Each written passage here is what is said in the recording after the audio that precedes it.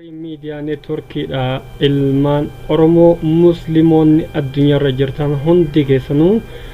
baga jala bultii Ramadaan Kariimiin isiniin geessiniin jedha kan baranaa kan bara Hegeree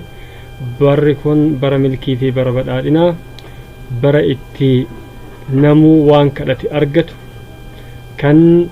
qabeenya barbaadus kan mirga ofii barbaadus kan walabummaa fi bilisummaa saba isaa barbaadus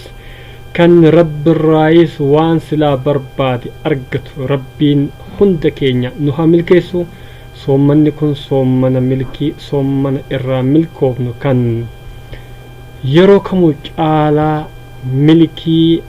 addunyaa fi akiraa itti argannu nuuf haa ta'u isiniin jedha an Abdulhakiim Ahmad yookaan immoo Facebook ko Arsii Cilaaloo yookaan gara miidiyaa kootiitiin barii miidiyaa neetwork raay isiniin jedha soommana gaarii kawal beeynu fi kawal hin beeynes barri kun bara milkiinu haa ta'u isiniin jedha. Egaa haala Oromootiin immoo addi bilisummaa Oromoo gamtoomee uummata Oromoo kanneen amantii Islaamaa hordofan hundaan baga Ramadaanan isiniin ga'e kan jedhu dhaamsa dabarsanii jiru.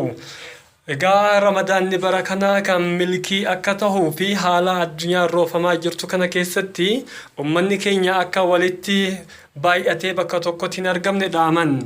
Itti baay'atanii bakka tokkotti fataruun tarii dhukkuba kanaaf waan nama saaxiluuf